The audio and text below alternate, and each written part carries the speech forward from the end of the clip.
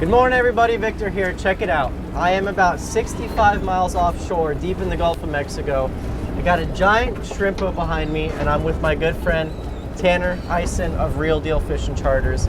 He runs an operation out here on the west coast of Florida. Today's mission is to basically follow these shrimp boats around and try to catch whatever's on them. So right now, all these shrimp boats that are scattered across the Gulf are sorting through their catch, and as they do that, you get predators like sharks, blackfin, tuna, cobia, and all sorts of other stuff. And we are on Tanner's brand new, beautiful 34 Freeman. You guys see it has not come out here. Tanner said it's gonna be a little bumpy, but you can't catch him from the couch, so we're out here. Let me introduce you guys to Tanner. How you doing, guys? Another beautiful day on the water. And I got my wife, Brookie, over there. Good morning. I've been waiting to say that. My wife, and of course Dennis is behind the camera. So you're saying that the shrimp boats, they haven't started sorting out their catch, it looks like? We'll see, they threw over some stuff right now, but usually they'll start shoving that stuff off on the side of those boats right there, and those fish will just start going crazy. So Tanner's just tossing in some live pinfish right now, seeing if anything comes up on them, and see if the cobia or blackfin show up.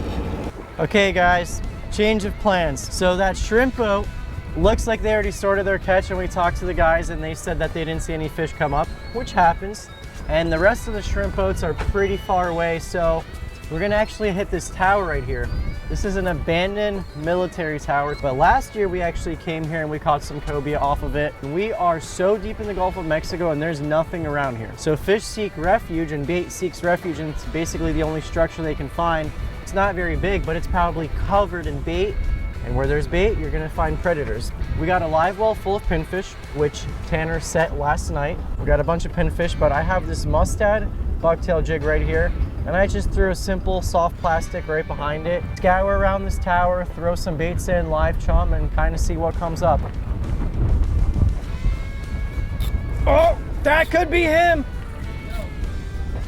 That's feeling like a lot of head shakes. I dropped my jig to the bottom, started working it my way up, and I hooked up.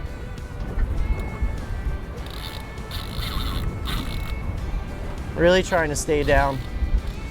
But it feels big. It does not feel small at all.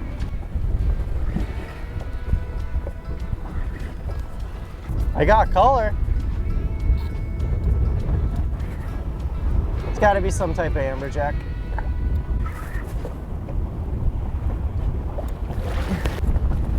You're getting jacked today.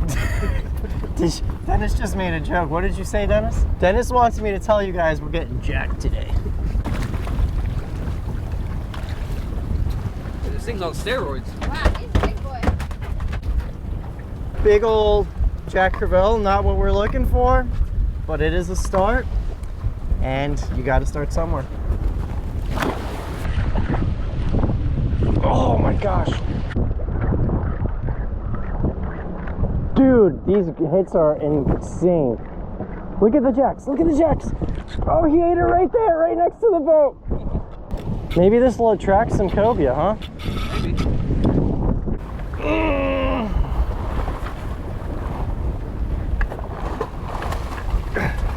We're getting jacked today, boys. I'm hoping that if we start just catching stuff like this, like these jacks, you know, cobia will come up and be curious and maybe come out to play. Thank you, Tanner. Brooks got one too.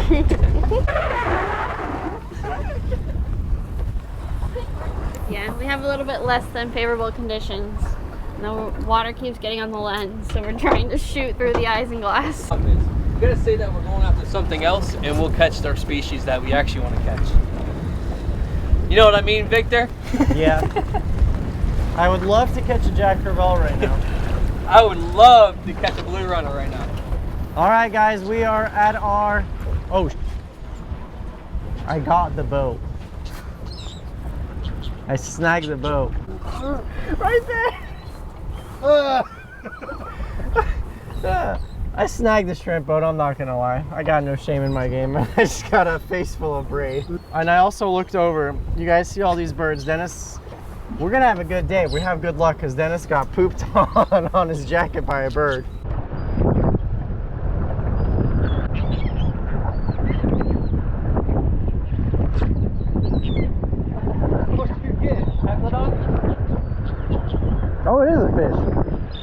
didn't think it was a fish. Maybe it's a cobia, dude. It's something big. Oh, right in the chest. Down the hatch. Almost.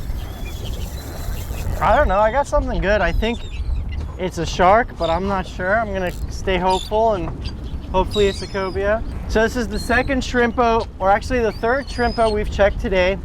We left that radio tower, not much action there. Yeah, I got a shark. There's lots of these little baby sharks on these shrimp boats. Saw a few bonitas, but haven't seen any cobia come up. All right.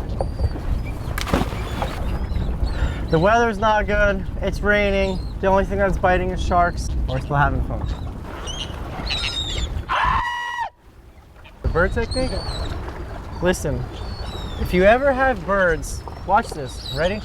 Show you how to scare birds. And they fly away. They don't like loud noises.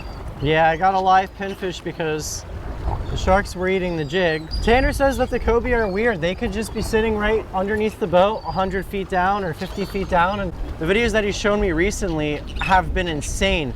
They've been having massive schools of blackfins come by. I think this is a blackfin.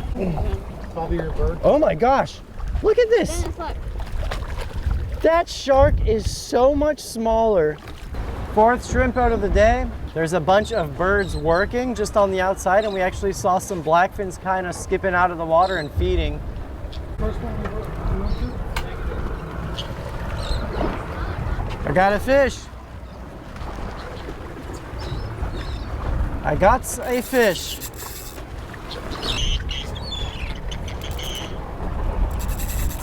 Should have been here 2 hours ago then.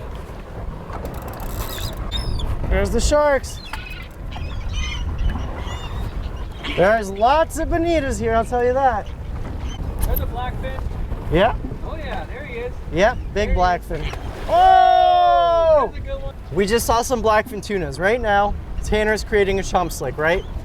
When we see all these fish in the slick, there's two fish in there. There's bonitas and blackfins. The blackfins are really big and jet black, and you see them come up. So you kind of got to sight fish these things. Luckily, I got the Waterlinkos on, the best polarized glasses in the game. You guys have been hearing me talk a lot about them lately. They make men's sunglasses, women's sunglasses, prescription sunglasses. I'm rocking the Milliken blue glass lens, and you guys can actually save 15% off using my code LANDSHARK on all Waterlinko sunglasses. I'm going to have them linked below, or go to waterlinko.com. Now let's sight fish one of these blackfins right here. The bonitas, they usually don't eat the big stuff like this, so I'm going to go in and toss a big bait in here right here. Let's see if we can hook one up.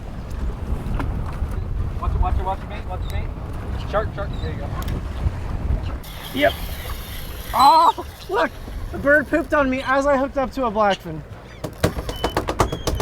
So I tossed in that big bait, and immediately I just see this jet black tuna come up and eat it. And we got a big shark there. Oh shoot, he came off. He pulled hook. Pull off. Yeah, he pulled off. Shark got you.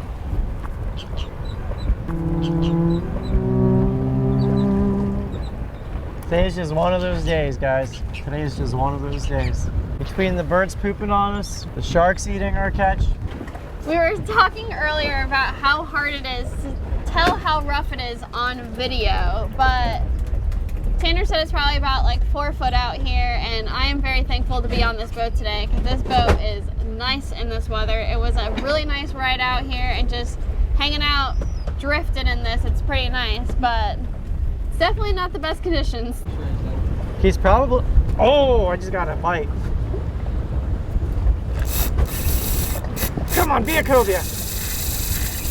What are you? What are you? Big head shakes, Tanner. Not what we're looking for. Come on, go to the surface. Right now, friend. We switched what we were doing. Tanner said let's go do some wreck fishing because that shrimp was just not productive. And we came to a wreck out here in 100 feet, dropped the jig, and immediately got hammered on the first drift.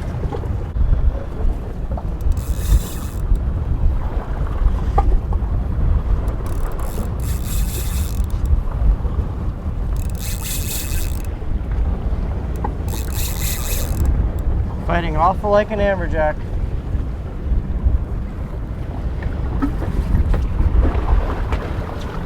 It's an amberjack!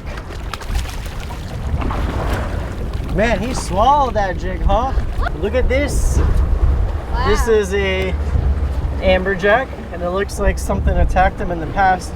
You can see that wound is healing, which is crazy because if you were a human and you let that wound not heal, you probably die of an infection. But animals are just so much stronger, and humans, you ever think about just like how weak humans are compared to fish?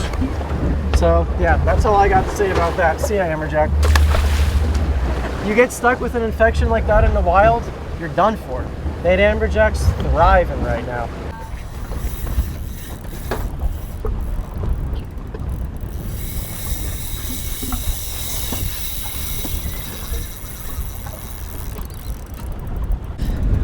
What do you have, Tanner? Huh? What do you got? Special blackfin tuna. Tanner was able to sneak a bait, Here we go, here we go. past all the sharks and past everything, and he finally got a tuna.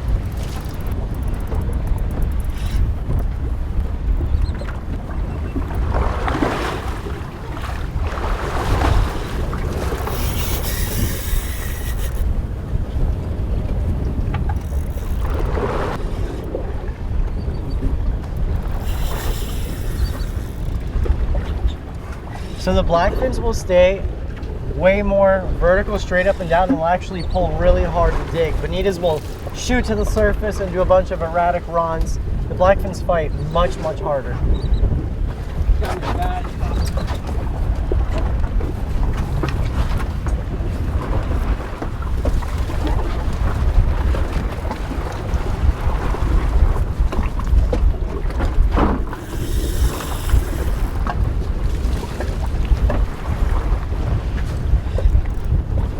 Wow.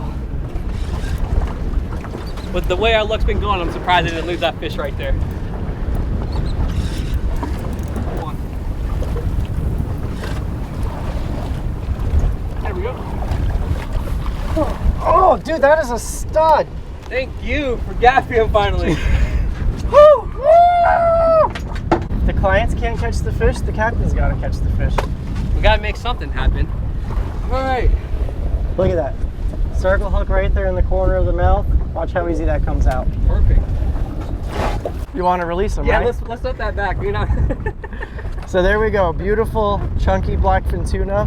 You guys can see how really dark his back is. That's what we're looking for when we're pulling our baits away from these fish. Like, for example, the sharks and bonitas that come up. We're looking for this silhouette jet black to kind of, this is the telltale sign of a blackfin when they're in the water. They're a little bit bigger than the bonitas, so they tend to gravitate towards those bigger baits that, like you saw, but just a gorgeous fish. They hang out here by these shrimp boats. Really wish there was more of them. It's mainly bonita, but we got some meat in the boat. Oh, on, just like that. Another amberjack, probably.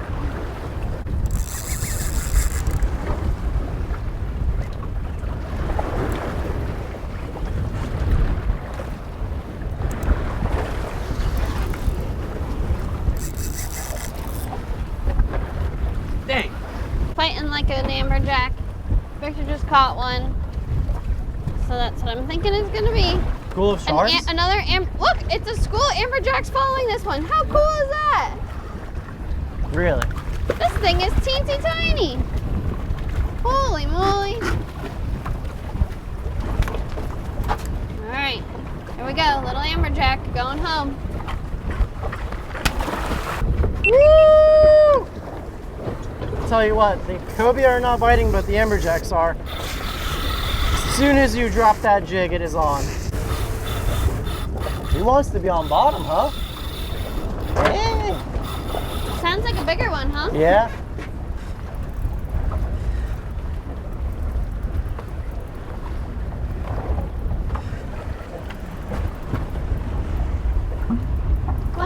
I came unbuttoned somehow.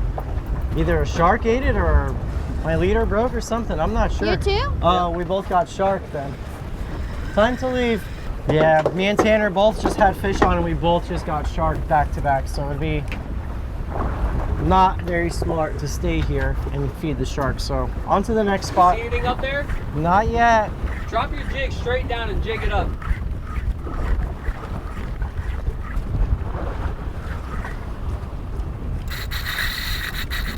That's not a blue rodder.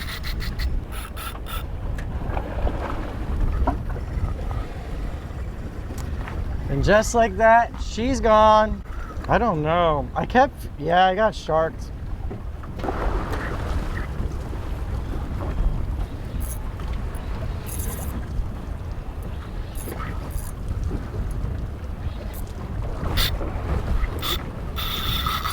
Come on, be the right flavor, be the right flavor.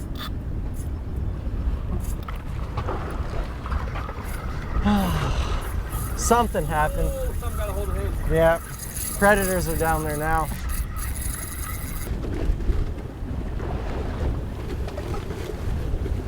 Oh shoot, we weren't supposed to? Oh man. So I think this is gonna be our last stop of the day. It's another one of these Air Force relay towers. In terms of action, we caught lots of fish today. We caught Amberjacks, jacks, bonitas, you know, blackfin. Not the ideal species that we wanted. You know, we're happy with that blackfin to take home for dinner.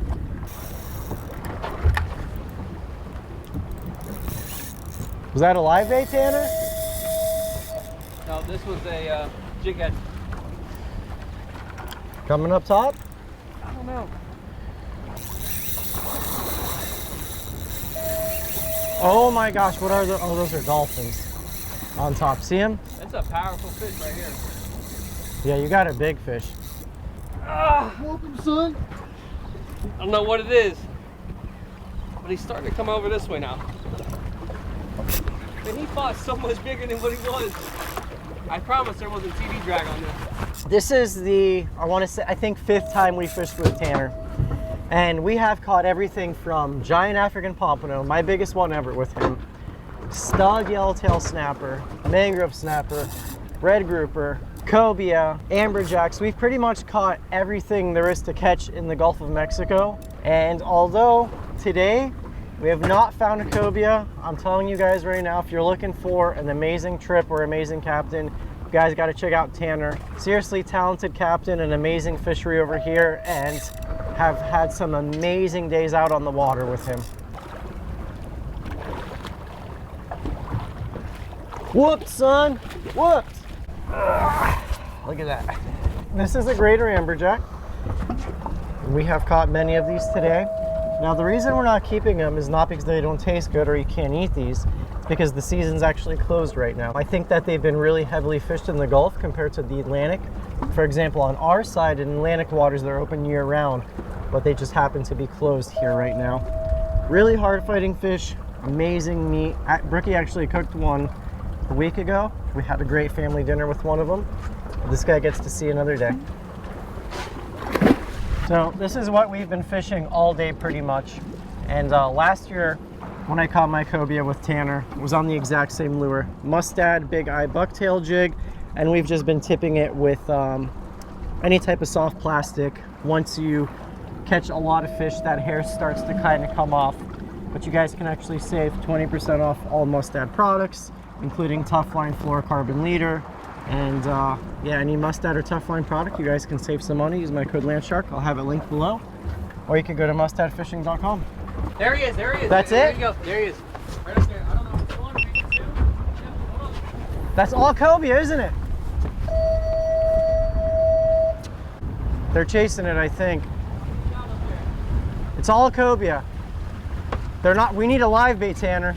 It's all cobia, dude, it's all cobia. We finally found him. They went down. They were not very interested in the jig, Tanner. All right, guys, we finally, out of the corner of my eye, saw a bunch of just brown logs floating on top of the water, and it was the cobia. Just casted the jig. They weren't very interested, but there's like 6 or 7 fish here. Don't you just love fishing? I just love it. we went past this spot on the way out to where I thought the cobia were going to be. We went exactly past this tower. And we come back to it, the last spot, and we finally run into the cobia. I can't believe it. Oh, there they are, there they are. Right in front, Tanner. Hang on, guys. Like 3 o'clock off of the tower. Oh, I'm on. Brooks on. I'm on. Get away from that tower. Watch out, Go watch out. run, run, run, run, run. Is it the right flavor? Staying up top.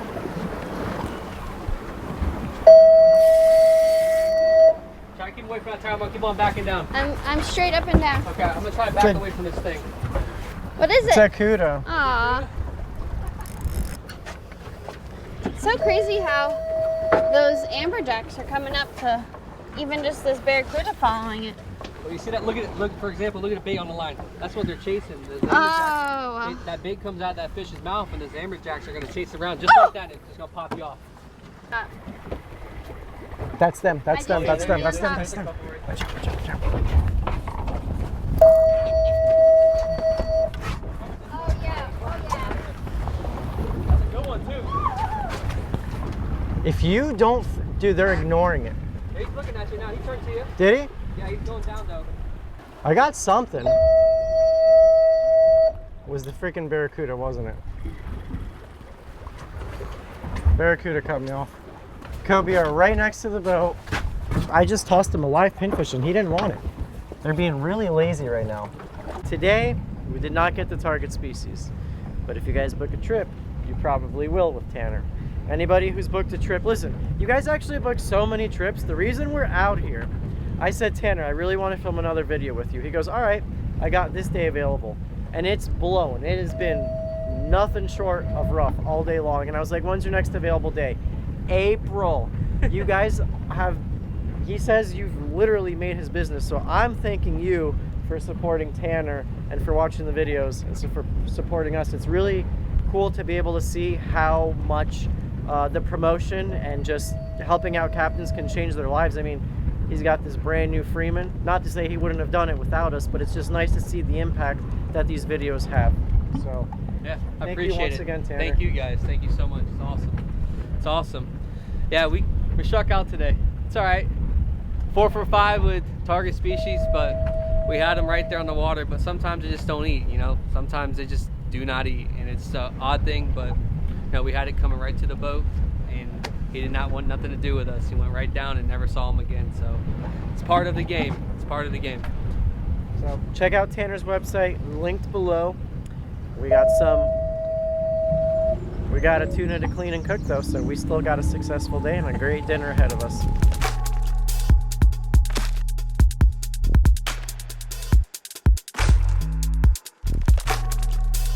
We are back home in Pompano. Blackfin tuna's been on ice for 24 hours, and I'm very excited to eat it. Dextreme 8-inch max flex. This is the way I like to fillet my blackfin tuna. I like to start right here by the pectoral fin, and I'll come right here where it's soft, and I'll kind of work right around down to that fin. And then you can follow where the soft part of the head meat ends in any tuna. So I'll swivel my knife and get it as deep in there as I possibly can. Okay? Then I come over here by the tail. And normally when you guys see me fillet fish, I will work from the head to the tail. But anything that doesn't have very large scales, so wahoo, dolphin, tuna, African pompano, I like to work from the tail towards the head. And right here on any tuna, if you guys have ever filleted one, you know that it's really hard. So a nice sharp knife makes easy work of it, just like this Dexter. We're gonna go from the tail. And now my knife is on that tuna's spine, and I'm just making quick passes all the way to this tuna's backbone. Okay, so it should be freed up all the way to the backbone. When tuna starts to get this size, I really like to flip them over and angle them from the other side as well. So from the belly, not going too deep. And then right here, you're gonna see your loin matches up on the bottom. Get right there. So if you can visualize it, we are filleting it from both sides to separate both loins. And it's my preferred way to fillet tuna. You gotta love the sound of that knife. Love the sound of a knife going through a tuna. So we should have freed him up from both sides. Now, what we should be able to do, I'm gonna go right here on the tuna's backbone and just slide all the way up, because we've already separated him from both sides. You flip him over, and voila, there's your tuna, completely done. And that is how you fillet a blackfin tuna. Well, that's the way I like to do it. We got our 2 loins of blackfin tuna. Now what I like to do, take that knife and we're gonna go on one side of this tuna's bloodline. We're gonna go on the other side, and you can be pretty liberal with how much you leave on either side, because you're not gonna eat the bloodline anyway. And as you can see, that's the bloodline right there, and extends pretty far out side to side. Even there, we're gonna have to shave off more. And now, I kinda like to skin tuna from the inside out. Makes it nice and easy. They got pretty thin skin, so it's very easy to mess up. But you can kind of just roll your knife out away from you, just like so, and watch. We're gonna have no skin. See, there's no skin right there. Your skin stays intact right there. And you can do the same thing on the other side. Kind of just roll it out from the inside out.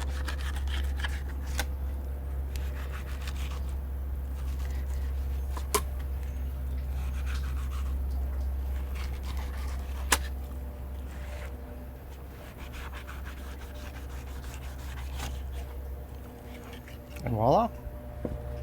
We got top loin of blackfin tuna, bottom loin.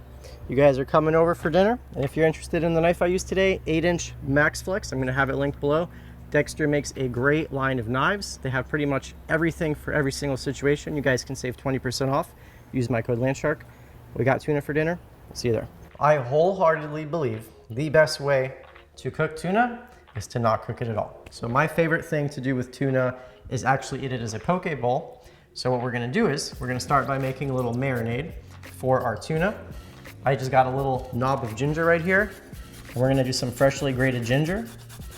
And when you make a poke bowl, instead of just putting the raw, cubed fish in there, you wanna kind of pre-season it and pre-marinate it, so that way your fish is nice and moist, and it's got some really good flavor. So we're gonna go in with this ginger, which is really fresh and aromatic. That is a really light component. I feel like it balances out some heavy flavors, because something like sesame oil will do about a teaspoon. Really strong flavor, right? Kind of like a heavy flavor. Soy sauce, another very heavy flavor. So we're gonna go in with some soy, some sriracha, which not that spicy, especially when you're gonna mix it in with a bowl with a bunch of other stuff. Now, something acidic to balance out all those flavors as well. We're gonna go in with some rice vinegar, about that much. I'm gonna just give this a quick mix. And I wanted to do this first, so that way this marinade is really incorporated well and uniform before we toss our tuna in it. Over here, got some sushi rice going. Now, blackfin tuna, the way we're gonna prepare this for our poke bowl, you guys see this right here? That's that bloodline. That is not what you want in your final product. It's the gamiest part of the tuna. You could eat it, but we have plenty of tuna for dinner, so I'm not gonna spoil someone's appetite with that. Now what I'm gonna do is cut my tuna into these long strips, so that way I can cube it. Basically just visualize your final size of your cubes of how you want to eat your tuna, and then you go from there in terms of how you're gonna slice it. Now we're gonna line them up like so. So we're gonna have pieces about that big, just these little cubes of our blackfin tuna. So if you guys are not familiar, blackfin tuna is really common in Florida. It's in the Gulf. Pretty sure it's in most of the Atlantic. The Bahamas. It's a lesser known tuna. It's not really sold commercially. You don't really see it in a lot of markets, and the reason for that, I think, is because You guys saw that 20-pound blackfin, that's like a respectable size blackfin, and they don't get very big. So when you fillet them, they don't have these big steaks. Like when you go to a restaurant, you get a yellowfin tuna steak, they have these big shoulders, so it just looks a lot nicer and a better presentation. And I don't think a lot of chefs like to work with blackfin. In terms of taste, I will blindfold you and I will put money on that you cannot taste the difference between yellowfin tuna and blackfin tuna. It's a real treat. For Floridians, they don't get as big, but something like a poke bowl or seared or you know, just eating it raw as sushi is a great way to eat this fish. But you guys see, like, they don't have very big steaks. Even a 30-pound blackfin just doesn't have the size you need for that good presentation. Okay, so we got our blackfin tuna. Gonna go in there. And I wanna thank you guys because the last video, the African pompano video that I posted, you guys were very nice in the comments. I really appreciate it. Thank you for following along Brooke and I on our journey and just being very supportive, you know, of our YouTube journey over the last few years. I'm excited for 2024 as a newly married man. Things are looking good. We're cranking out these videos. So now we're gonna toss our tuna in that marinade. Duke's mayo, the only mayo that should be in your kitchen. Sorry Kraft, sorry Hellmann's. All right, we're gonna make a little homemade spicy mayo. So obviously, I forgot I have Japanese mayo. I take that back. You can use Duke's if you got it, but if you're making spicy mayo, look for the little baby at the grocery store. Go to your local Asian grocery store, get some Koopy mayo. It's got a slightly different flavor that I think works really well with spicy mayo. Very interesting marketing, I gotta say. It's just a little baby with a little Una mohawk thing. I don't understand some brands, what they do, but I'm gonna go in with this stuff. Sesame oil, a dash of sesame oil. The spicy part, I like to do almost half mayo, half sriracha. The secret, I think, to a good spicy mayo, there's a lot of rich fatty flavors. You take a little lime juice and you just add lime juice in there and it kind of cuts that fatty flavor so it's not overpowering. You know, just a little lime goes a long way. We're gonna mini whisk this concoction together. When you make sushi rice, you usually cut it with some vinegar and it gives it a really good flavor and salt. But this is dehydrated. It's like a dehydrated vinegar, a good rice seasoning. So we're gonna go in with this now that the rice is done. I'm telling you, it makes a huge difference. It kind of just looks like a white powder, but it tastes so dang good. Your rice is gonna come up to another level when you're having your sushi nights.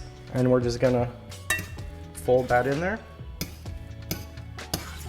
We're gonna start assembling our poke bowls, starting with some avocado. Come on. Have them in cubes. So I'm gonna attempt to do this and that.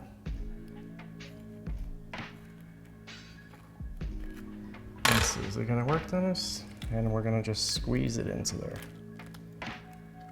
We got the rice. We're gonna go in with the tuna right now. It's been chilling in the fridge, marinate it up. This is the fun part about a poke bowl because you can literally put in whatever you want. Mangoes, you could do in fruit. A lot of people do nuts like cashews, peanuts, seaweed crisps. If you like chilies, if you like it really spicy, you could put in whole chilies. You could do this with wahoo. You could do it pretty much with any fish, but tuna is the perfect thing to do it with because it's firm, it's got good fat content, and it's just got a great texture and flavor. I feel like you can't do a poke bowl or any type of sushi without some cucumber in it, some matchstick carrots. This stuff is good right here. Crispy onions.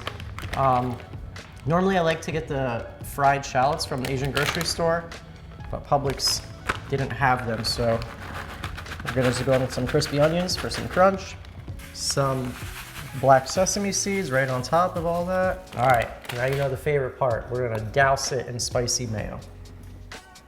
So there we go. We got our blackfin tuna poke bowl. All right, this is my favorite part, mixing all this together and getting all those flavors together. And the textures, avocado, the rich avocado, and just all the colors, man. Like, look at that. You got carrot, you got orange, green, brown, and just so many flavors. And come to think of it, it's probably a good thing I didn't make more rice with this because this is a hefty bowl. Look at that bite, guys. Don't make fun of me, I'm not the best at chopsticks. You're using it like a shovel.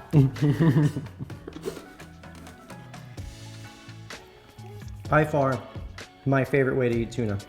Because you can really appreciate the tuna. It's simple man's food.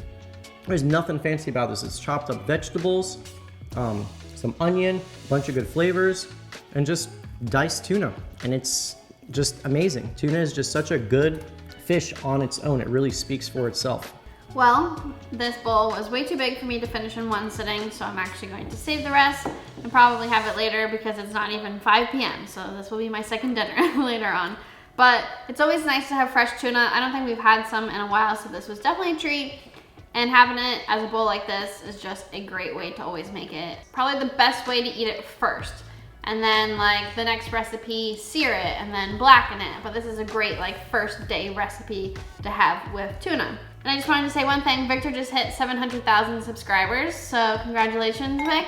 He has been working hard for a long time. So I think you guys should all comment down below how long you have been watching his videos for. I think it'll be really interesting to see how long you guys have been around because he's been making videos for about 10 years now. So it'll be very interesting to see at what point you started watching. Very thankful for my crew once again. Brookie, Dennis, you guys are, you know, the 700K is not possible without good people in your life. And Brookie's been along for the entire YouTube journey. She has seen everything, so thank you, babe. So I'll see you guys in that next video.